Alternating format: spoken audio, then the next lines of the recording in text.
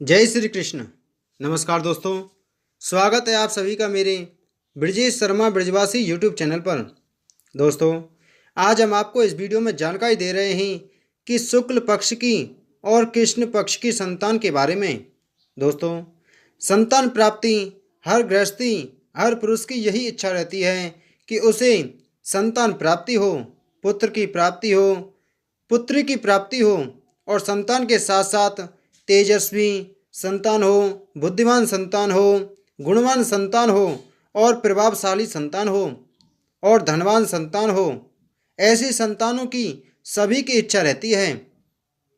शुक्ल पक्ष और कृष्ण पक्ष दोनों पक्षों की तरफ से हमारे मन में शंका रहती है। कई बार हमारे पास कमेंट आते हैं कि गुरुजी, कृष्ण पक्ष में बेटा होता है, ऐसा हमने सुना है, यह शुक्ल पक्ष में बेटा होता है। दोस्तों, आज की वीडियो में हम आपको इसी के बारे में जानकारी दे रहे हैं। आपको संतान के बारे में जानकारी दे रहे हैं कि किस पक्ष में कैसी संतान होती है। दोस्तों, शुक्ल पक्ष और कृष्ण पक्ष दोनों में ही पुत्र प्राप्ति के योग होते हैं और दोनों में ही पुत्री प्राप्ति के योग होते हैं, यानी दोनों पक्षों में ही बेटा और बेटी होते हैं। दोस्तों, मुख्य होता है गर्भ धारण के समय तिथि, नक्षत्र इनका देखना, योग का देखना, दिन का देखना, समय का देखना, यह सब होता है।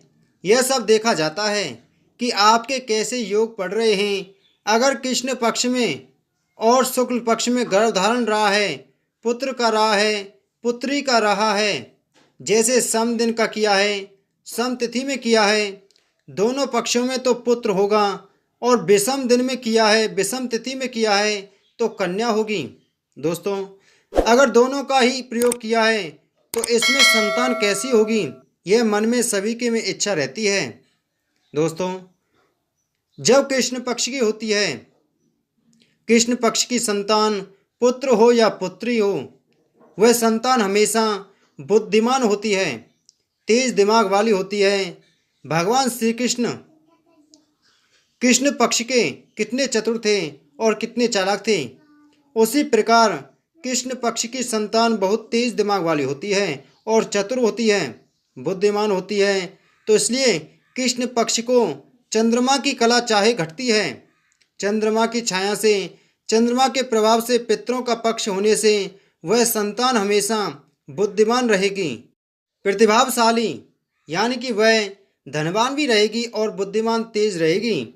दोस्तों, आप यह ध्यान रखना, अगर शुक्ल पक्ष में गर्भ धारण होता है तो शुक्ल पक्ष की संतान पुत्र हो या पुत्री, वह संतान तेजस्वी होती है।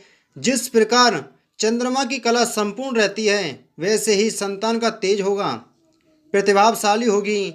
जैसे बड़े बड़े राजा महाराजा हुए हैं, भगवान श्री रामचंद्र का शौर्य शुक्ल पक्ष का था, बड़े बड़े पराक्रमी हुए हैं, वह शुक्ल पक्ष के जन्मे थे।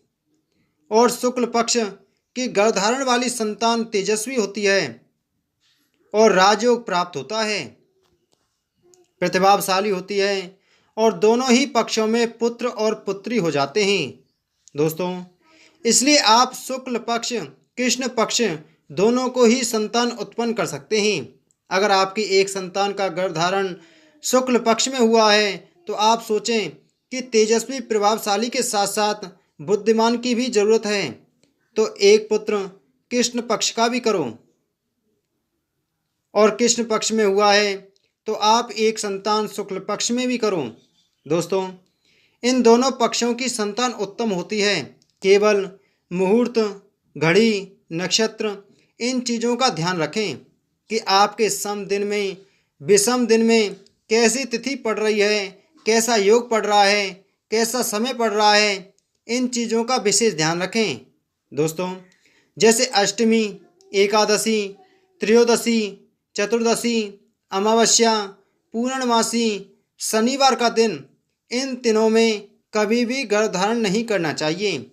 पितृपक्ष में भी कभी गर्भधारण नहीं करना चाहिए, मल मास में भी कभी गर्भधारण नहीं करना चाहिए। इन बातों का भी ध्यान रखें। बाकी दोनों पक्षों में कोई भी विचार नहीं होता, केवल आपकी सही गणना होनी चाहिए। और दोस्तों, इसके साथ ही अच्छे कर्म करने चाहिए, तो आपकी होने वाली संतान अति श्रेष्ठ होगी, उत्तम होगी। दोस्तों, उम्मीद है आपको हमारी वीडियो अच्छी लगी होगी, तो हमारी वीडियो को ज़्यादा से ज़्यादा शेयर करें और चैनल को सब्सक्राइब करें। आप सभी को जय श्री राधे, जय श्री कृष्ण।